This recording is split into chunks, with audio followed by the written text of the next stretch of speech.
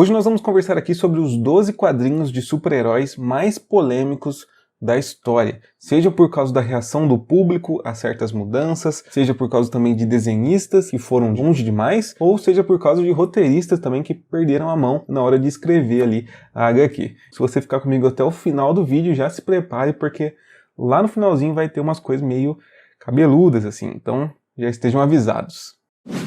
Vamos começar falando de capas polêmicas. Uma das capas variantes da Mulher-Aranha número 1, lá de 2014, deu o que falar. A Marvel estava relançando a revista da personagem e por causa disso a edição número 1 teria ali diversas capas variantes. Mas um dos artistas chamados para fazer uma das capas variantes foi Milo Manara, um desenhista que é muito mais conhecido por seus trabalhos de cunho erótico. Quando a capa foi divulgada, ela deu muito o que falar porque o desenho mostrava a Mulher-Aranha numa pose completamente sexualizada e que, se você for analisar anatomicamente, nem faz tanto sentido assim. Essa capa foi considerada inadequada pela grande maioria do público e a Marvel Comics pediu desculpas por essa capa e pelas mensagens mistas que ela passava. Apesar disso, a capa ela não foi cancelada. Ela chegou às bancas e às comic shops, mas com o título sendo usado como uma censura ali na parte traseira da personagem. A pergunta que fica é o que a Marvel esperava ao contratar Milo Manara para fazer uma capa variante de uma personagem feminina. Eu acho que eles sabiam o que estavam fazendo e queriam medir aí o público para ver qual que seria a reação.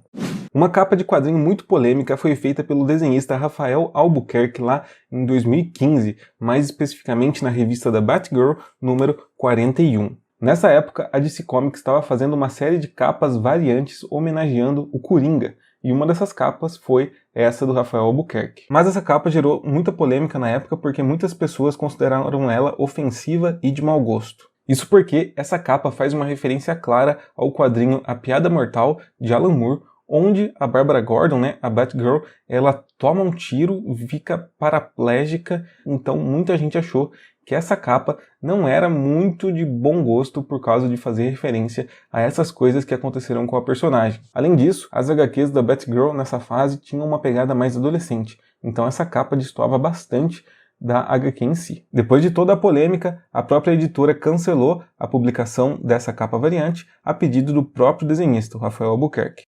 Agora vamos falar sobre mudanças em alguns personagens que causaram grandes polêmicas, não dentro das HQs, mas pela recepção do público. Lá em 2012, na edição 2 da revista Terra 2, o Lanterna Verde original, o Alan Scott, teve a sua sexualidade alterada. A partir desse ponto, ele seria retratado no universo da DC Comics como homossexual. Isso fez parte da iniciativa da editora ali, com o reboot dos Novos 52, de trazer mais diversidade para as HQs e mais representatividade. Além do personagem ser retratado como homossexual, nessa revista ele também já tinha aqui um noivo, o que levou muita gente à loucura. O roteirista James Robinson, ele inclusive admitiu que ele sofreu diversas ameaças por causa disso, pela parte mais intolerante do público, e ele falou que as principais críticas e as coisas mais pesadas ele ouviu de brasileiros. Ele disse inclusive que até gostaria de se vingar do Brasil e que se um dia outro homem entrasse na vida do Alan Scott, a nacionalidade dele com certeza seria brasileira, só para dar o troco devido às ameaças que algumas pessoas fizeram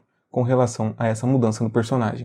Em 2012, na revista número 10 de Extreme X-Men, o Wolverine também teve a sua sexualidade alterada. Nesse universo onde se passa a revista, que não era o universo regular da Marvel, ele também é homossexual. Inclusive, essa revista mostra um beijo entre o Hércules e o Wolverine, que causou também muita polêmica. O relacionamento entre esse Wolverine, que é chamado de Howlett nesse universo, e o Hércules já havia sido insinuado em edições anteriores do título, mas só no número 10 eles apareceram em uma cena de paixão e isso também levou boa parte do público à loucura. Mesmo se passando em um universo paralelo e sendo apenas uma revista em quadrinhos, boa parte dos fãs mais intolerantes também ficaram doidos de mexerem com o Wolverine, mesmo não sendo o Wolverine clássico, e também atacaram o roteirista, Greg Pak.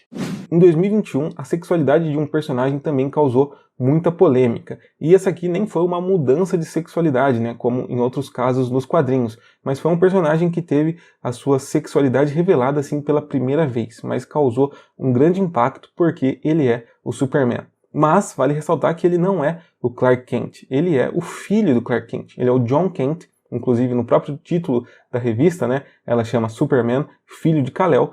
é retratado então que o filho do Superman é bissexual, mas isso causou um impacto em muitas pessoas porque de fato o Superman agora é bissexual, mas não é o Clark Kent. Muitas pessoas ficaram extremamente revoltadas com isso e também atacaram o roteirista da HQ, que é aqui o Tom Taylor. Essa revelação aconteceu na revista número 5, onde o personagem de John Kent se envolve romanticamente com o personagem Jay Nakamura. Vamos falar agora sobre algumas ideias questionáveis que já surgiram nos quadrinhos. Em 1999, na revista especial Elseworlds 80 Pages Giant, nós tivemos uma história que causou uma certa polêmica, pois ela envolvia um bebê em um micro-ondas. Tá, tudo bem que essa revista era sobre o bebê Superman fazendo peripécias, inclusive entrando no micro-ondas, mas mesmo assim o editor ali da DC na época achou que isso não era legal. A HQ mal havia saído das prensas, mal havia acabado de ser impressa, quando o editor da DC Comics na época, o Paul Levitz, pediu para recolherem tudo e destruir todas as edições, porque ele sabia que ia dar problema. O principal motivo disso foi por causa da história Superman Babysitter, da Letitia Lerner, que mostrava o bebê Superman fazendo diversas peripécias enquanto a sua babá precisava salvá-lo. Uma dessas peripécias, inclusive, era dele entrando no micro-ondas, e a galera achou que isso poderia passar mensagens erradas para as crianças. O mais interessante é que nos anos 2000, essa revista inclusive ganhou um prêmio Eisner de melhor história curta.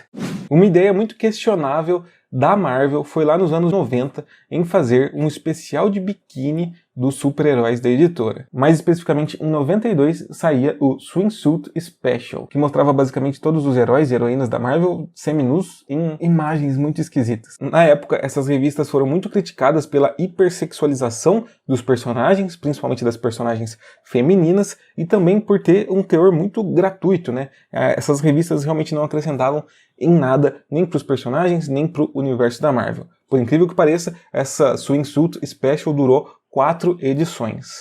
Agora vamos falar assim dos maiores absurdos que já foram feitos nas histórias em quadrinhos de super-heróis, né, tanto da Marvel quanto da DC, que também, assim, a gente pensa, né, o que o roteirista estava pensando? Vamos falar aqui primeiro de uma carnificina gratuita, não estou falando do personagem carnificina, inclusive, que aconteceu na revista Ultimatum, lá de 2008. Nessa história, que desenvolve alguns elementos que surgiram lá em Supremos 3, nós vemos que o Pietro e a Wanda morrem, e o Magneto faz um plano ali para se vingar dos Supremos, que é a versão dos Vingadores dessa realidade, e, além de se vingar dos Supremos, ele acaba se vingando de todos os humanos da Terra ao mesmo tempo. Ele consegue lá o martelo do Thor, ele consegue utilizar através dele e dos seus próprios poderes, né, ele consegue inverter os polos da Terra e ele causa ali diversos desastres naturais e diversas outras coisas. Até aí tudo bem, né? É mais um vilão fazendo um plano para destruir tudo. Isso aí a gente entende, né? A gente já tá até acostumado.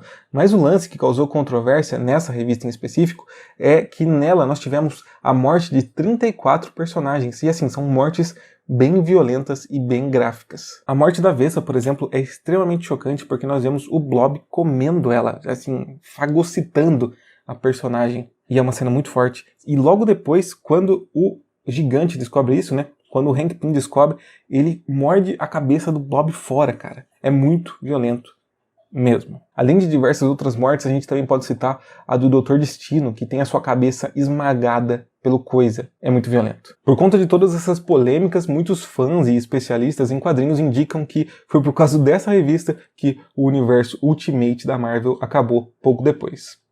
Uma história muito sinistra que aconteceu na vida do Homem-Aranha se passa lá em 2006 com a história Homem-Aranha Potestade. Aqui nós vemos um futuro alternativo do Homem-Aranha, onde ele precisa lidar diariamente com a morte da Mary Jane, que ele diz ter sido causada por ele, e a história vai se desenrolando a partir disso. E só que isso aqui até que é normal, né? Na história dos quadrinhos de super-heróis. A gente vê um personagem que é atormentado pela morte de alguém que ele se sente responsável. Mas o lance aqui, nessa história do Homem-Aranha, é que...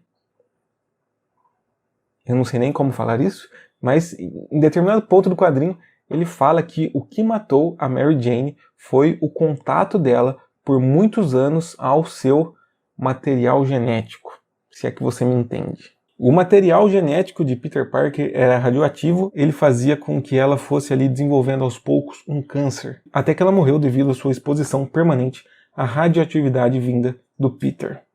Em 2004 nós tivemos uma das piores histórias do Homem-Aranha sendo lançada e que por assim, por muito tempo ela fez as pessoas olharem meio esquisito para Gwen Stacy. Essa história, chamada de Pecados Pretéritos, foi escrita pelo J. Michael Straczynski, que fez aqui uma das histórias mais polêmicas envolvendo o Homem-Aranha. Nessa HQ nós vemos que o Peter recebe uma carta da própria Gwen Stacy, né, escrita antes dela morrer, onde ela revela para ele que ela o traiu com o Norman Osborn e teve filhos gêmeos do pior vilão do Homem-Aranha enquanto ela estava viajando na Europa.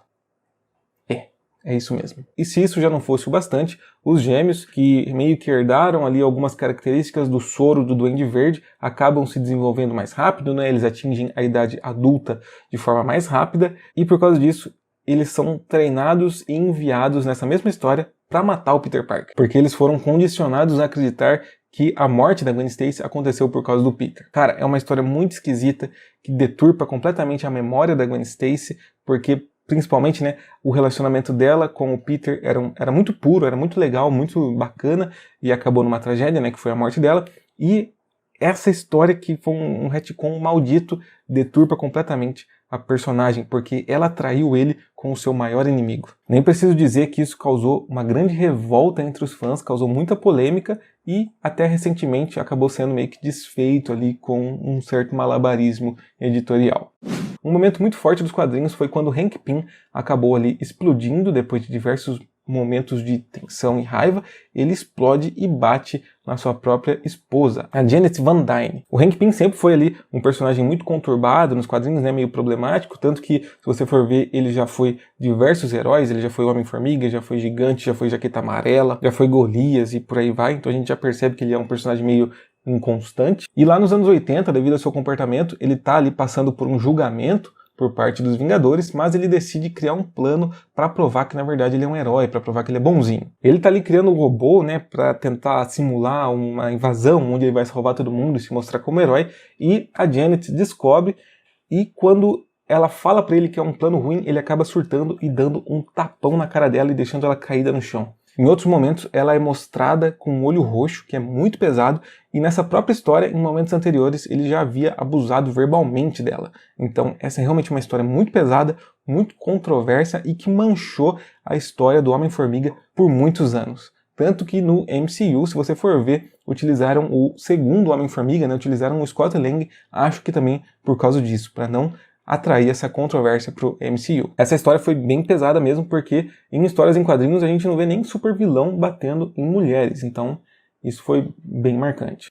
A coisa mais louca que já aconteceu nas histórias em quadrinhos, mais cabeluda, a coisa assim mais bizarra que eu já li numa história em quadrinhos, é quando é mostrado que Wanda Maximoff e Pietro Maximoff, os irmãos, né, os gêmeos ali, filhos do Magneto, a Feiticeira Escarlate e o Mercúrio, quando é mostrado que eles têm um relacionamento um pouco mais próximo do que a gente imaginava. Lá em Os Supremos 3, nós vemos, em determinado ponto da revista, os dois personagens ali em um momento muito próximo, e o recordatório fala pra gente que ele foi abandonado pelo seu pai, era desesperado pela sua mãe, e ele encontrou em Wanda um tipo de amor. E depois é dito que seria um tipo de amor que ninguém poderia entender. E os dois estão bem próximos e dá a entender ali que aconteceu algo meio incestuoso entre eles. Se isso já não fosse bizarro o suficiente, o Wolverine está olhando os dois através de uma moita. E aí já começa a gente se perguntar o porquê.